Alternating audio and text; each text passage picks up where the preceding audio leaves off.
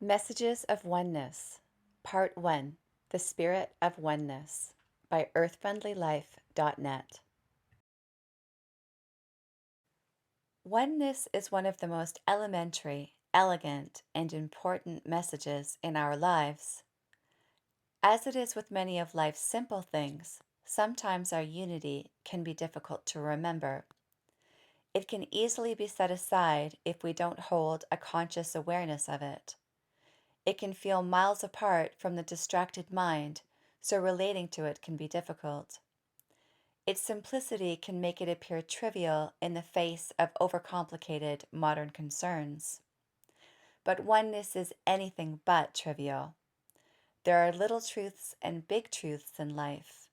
Oneness is a big truth that should be an essential focus. When I meditate on oneness, try to absorb its message and let it sink in, I can feel it resonate on a cellular level from an inner guide, as though my soul has known it all along. I feel it is a big truth because it echoes harmony, wholeness, creation, elegance, and it is empowering. Oneness is an absolute truth rather than a relative truth. In the Buddhist definition, relative truth is transitory, fleeting, impermanent, and therefore not substantively real, whereas absolute truth is foundational, formless, permanent, encompasses all things through unity, and is free from duality. At this level of certainty, the concrete, tangible realities that make up our changing material world can be seen to be ephemeral illusions, whereas transcendent absolute truths like wholeness endure. The Kabbalah teaches of our united origin. It tells us how, through the creation of lights, God extended into other planes. It was by means of these lights that the divine nature of God manifested into the final plane, the material. These divine lights contain complete perfection, balance, order, harmony, and unity. These lights, to this day, are continuously moving and growing. They are busy balancing and ordering the dark disorder that surrounds them. The structure that the harmonizing is carried through with is called the Tree of Life, and it consists of the lights of the Sephiroth. Each person has a miniature tree of life within that can be awakened. We grow spiritually and transmute negation through this structure. The Kabbalah teaches that our souls are sparks of the God light, and their purpose is to order the dark, inharmonious light, allowing it to return to the God source, to the torchbearer of insupportable brightness. The motivating force for this soul work is love and the desire for unity. The transmuting of darkness adds to the God light, working to make it harmonious and whole, united once again. So what starts to happen when we recognize our interconnection? We feel compassion for each other. We see our similarities rather than differences. We cannot be divided and turned against one another. We believe we all have the same right to respectfully exist. We realize there are no hierarchies that artificially make some more valuable than others. We aim to bring all up, not just ourselves or one group above others. We help everyone.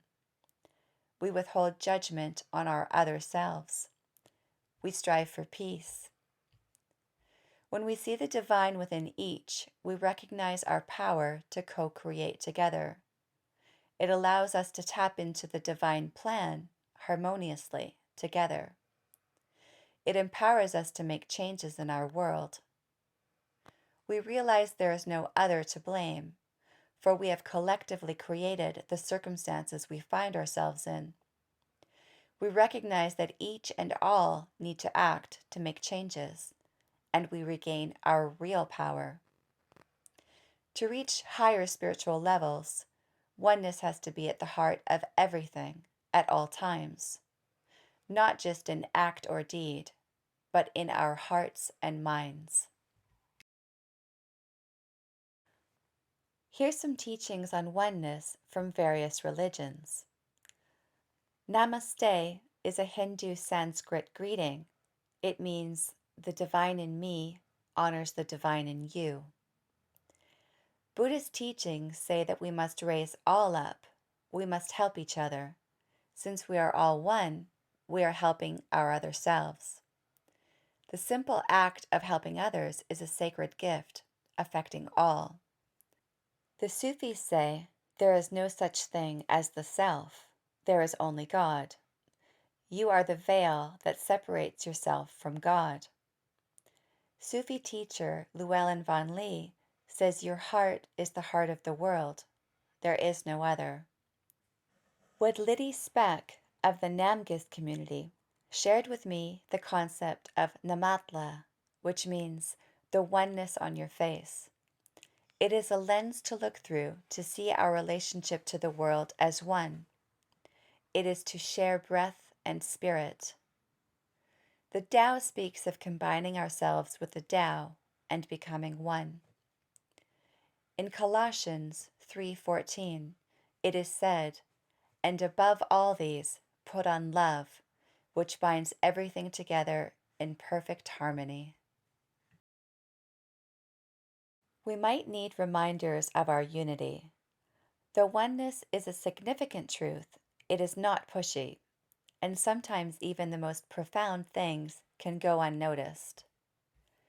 Unity is reflected in the calm, the peace, the joy, the meaning, and the belonging in life.